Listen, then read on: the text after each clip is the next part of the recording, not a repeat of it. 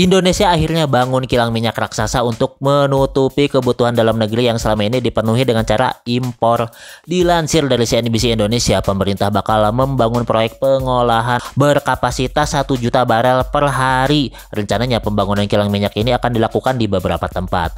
Nah, karena ini bahas minyak dan kilangnya, admin tahulah ya, pasti di antara kawan-kawan sekalian udah ada yang pengen ngebahas tentang korupsi Pertamax yang membuat kita bersugesti ya, kendaraan kita ini berlari kencang saat habis beli Pertamax, padahal mah itu ya bukan Pertamax asli ya, itu mau oplosan, bukan oplosan, blendingan.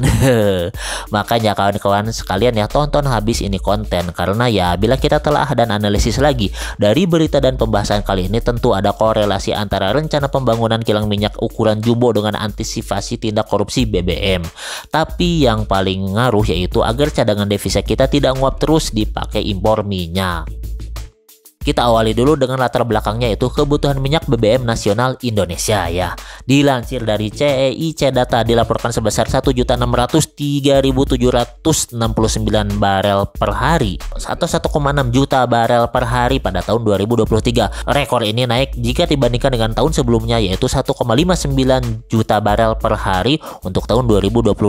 Berarti kira-kira sebesar 585 juta barel per tahun kebutuhan dalam negeri. Sedangkan untuk produksi minyak dalam negeri baru mencapai sekitar 344 juta barel. Artinya rata-rata produksi per hari itu sekitar 900.000 barel per hari.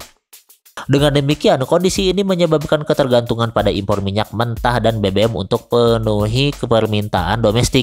Berdasarkan data Kementerian Energi dan Sumber Daya Mineral atau SDM, Indonesia mengimpor sekitar 297 juta barel minyak per tahun. Dari jumlah tersebut, 129 juta barelnya merupakan minyak mentah dan 168 juta barel dalam bentuk BBM. Jadi, tidak heran ya kalau menurut Detik Finance, jika Indonesia telah mengeluarkan 21,22 miliar dolar Amerika di akhir Desember 2024 kemarin, alias sudah mengeluarkan 355,5 triliun rupiah. Buset, itu hampir sama nilainya dengan gabungan belanja 42 jet tempur Rafale dan biaya proyek hilirisasi gasifikasi batubara menjadi di Metal Ether. Oh iya, kontennya ini nih, promosi konten.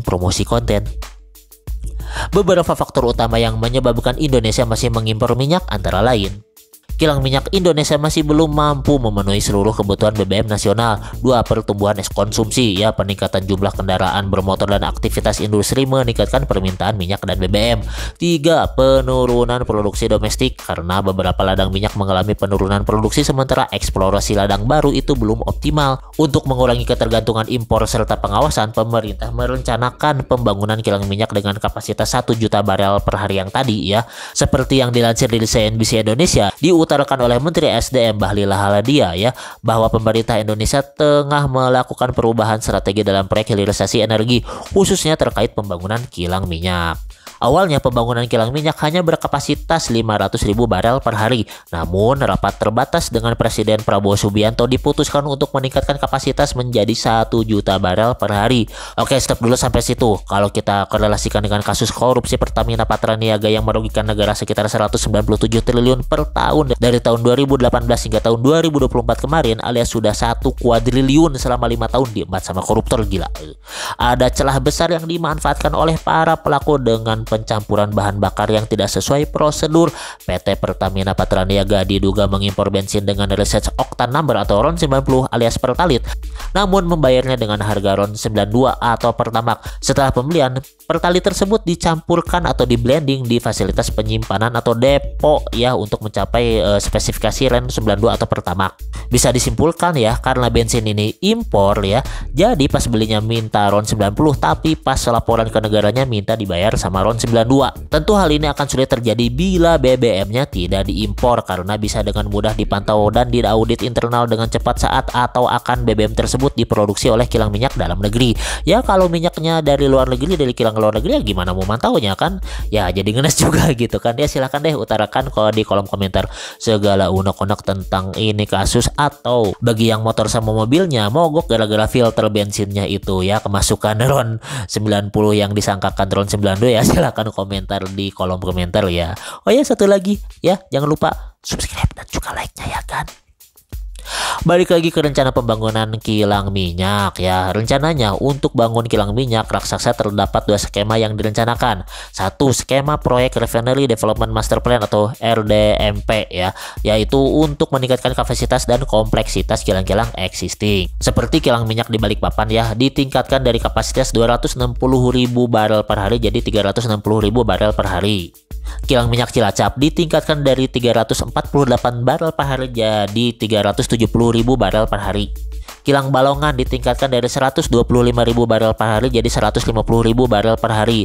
Lalu kilang Dumai ditingkatkan kapasitas dari 170.000 barel per hari jadi 300.000 barel per hari.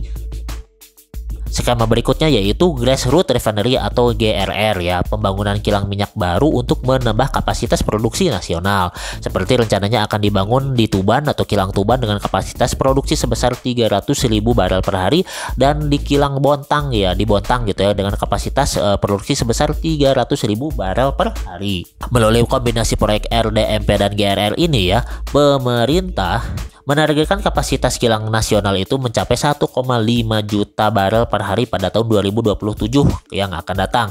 Jika proyek ini berjalan sesuai rencana, Indonesia dapat mengurangi atau bahkan menutup impor BBM secara bertahap, tetapi ya tetap bergantung pada pasokan minyak mentah baik impor maupun produksi dalam negeri. Pertanyaannya, apakah sudah cukup dengan pembangunan kilang minyak serta terpenuhinya kuota kebutuhan minyak dalam negeri akan menghambat dan juga menyetop praktek korupsi minyak dan juga BBM kita? Ya, secara umum ya bisa aja celah korupsi dalam impor itu bisa diminimalkan, tapi jangan salah, celah praktek korupsi itu bisa tetap ada dan bahkan terbuka celah yang baru. Meskipun setidaknya celah korupsi itu yang akan tertutup karena satu, pengurangan impor BBM. Ya kan tadi, karena korupsi itu celahnya ada di impor, maka dengan kilang minyak dalam negeri ya kebutuhan impor pasti berkurang sehingga penyimpangan dalam proses impor itu ikut juga menurun. Dua, standar pengawasan kualitas BBM. Jika kilang ini menetapkan teknologi modern dengan sistem pemantauan yang ketat ya, pencampuran ilegal atau oplosan BBM bisa diminimalkan. Serta produksi BBM dalam negeri juga bisa lebih stabil, akan mengurangi potensi penyimpangan akibat fluktuasi harga pasar internasional. Selanjutnya, sistem digitalisasi dan transparansi. Jika proyek kilang ini menetapkan sistem digital dan blockchain dalam pencatatan produksi dan distribusi BBM, akan lebih sulit bagi oknum untuk memanipulasi data dan melakukan praktik pencampuran ilegal. Tapi, seperti yang tadi kita bahas, kemungkinan celah korupsi masih tetap ada. Beberapa lingkup yang rentan dikorupsi antara lain ya, pencampuran dan distribusi BBM di hilir. Kasus pencampuran BBM seperti skandal PT Pertamina Patraniaga bukan hanya terjadi di tingkat impor, tapi juga di fasilitas penyimpanan dan distribusi. Jika sistem distribusi tidak diperketat, pencampuran ilegal masih bisa saja terjadi meskipun BBM diproduksi dari kilang minyak dalam negeri. 2. Potensi korupsi dalam pembangunan kilang itu sendiri. Proyek infrastruktur besar sering menjadi sasaran korupsi dalam bentuk markup biaya, pengadaan barang atau jasa yang fiktif, atau suap dalam tender proyek. Jika tidak diawasi dengan ketat, ya bisa jadi terjadi penyimpangan anggaran. 3. Kelemahan pengawasan regulasi. Jika sistem pengawasan di lembaga seperti BPH Migas atau ya di Pertaminanya sendiri masih lemah gitu, maka manipulasi laporan dan penyimpangan dalam distribusi bisa saja tetap terjadi. Oke, segitu dulu kontennya. Semoga bermanfaat. Akhir kata, wassalamualaikum warahmatullahi wabarakatuh. Stay tune terus di Mantan Wibu.